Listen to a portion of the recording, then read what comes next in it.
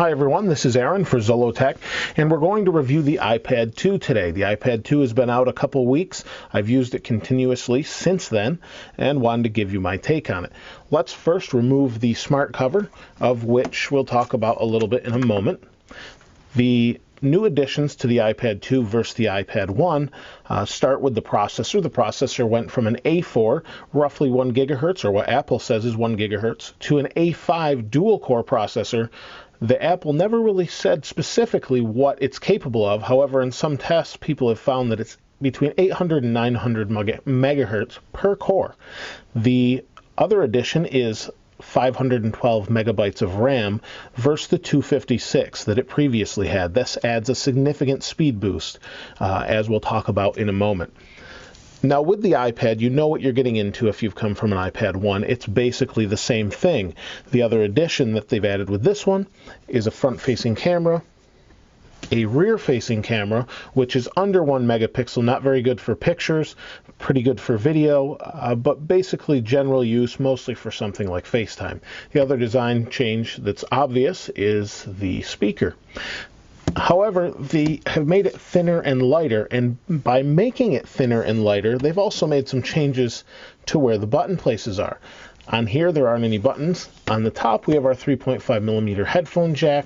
We have a microphone, our sleep-wake button. The problem is this is at an angle, where it used to be flush to the top. So when you want to go ahead and plug in your headphones, it actually is very difficult to figure out where it is unless you look. It's pretty minor, but it's coming from an iPad 1 to a 2. I liked that better on the iPad 1. Same for the sleep-wake,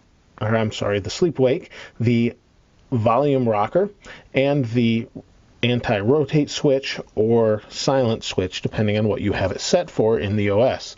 The other annoying thing I find is with the dock connector on the bottom being at an angle. It's pretty difficult to get that in place compared with the previous version, which was on a flush surface. Couple interesting things to note, I thought.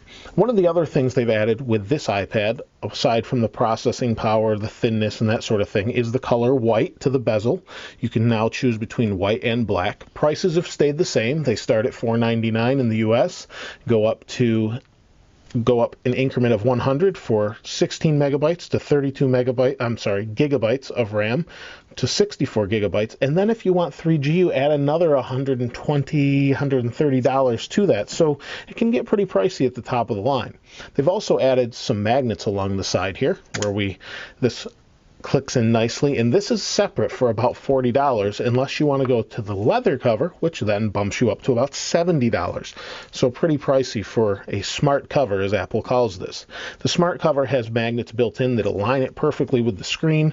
It has a microfiber lining that actually keeps the screen quite clean and nice, and adheres to it via a magnet that actually will wake it when you open and put the display to sleep when you close it, as you can hear. You can take this off real easily, click it back in place. It auto aligns. It will not allow you to mount it this way. It does not work properly. When it's in place, you can also use this as a stand by rolling it up and propping it up this way. You can also prop it up vertically by doing that. When you want to put it to sleep, you just roll it to sleep, or take it off when you want to read a book, something like that. It actually works out pretty nice, but it is an accessory and not really part of the iPad itself, but it kind of is nice to have.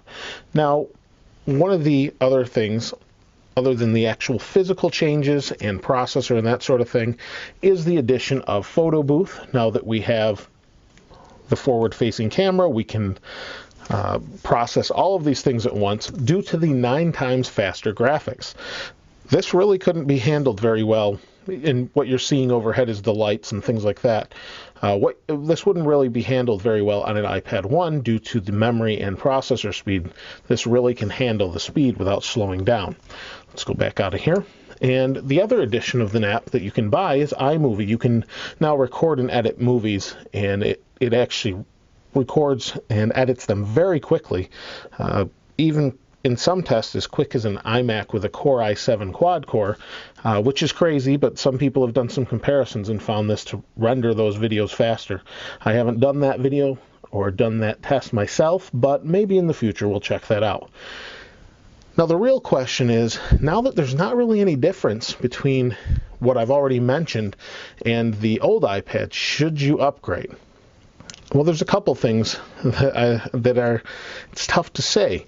The buttons on the side that are slanted make that a no, should you upgrade. Also, if you wanted a more substantial feel, some people do.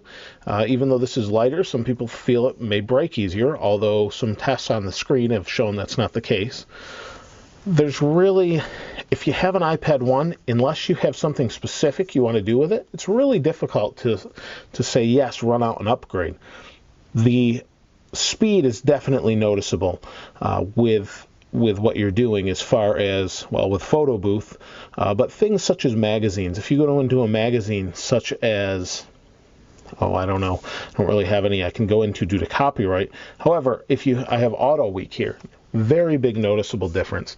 There is really a giant speed difference. There's also a big difference when you're running video, when you're running things like YouTube. I've done a comparison video, so you may want to check that out between YouTube on this and an iPad, and also this and a Zoom, just to kind of give some comparisons in the YouTube app. It's really very fast compared to the old one, and that's probably due to the memory more so than the processor, but I could be wrong on that. The other thing I've found is just general use. It does not seem to slow down. Here we have a bunch of applications running. Just as it builds up in memory, there's more memory for it to build up into.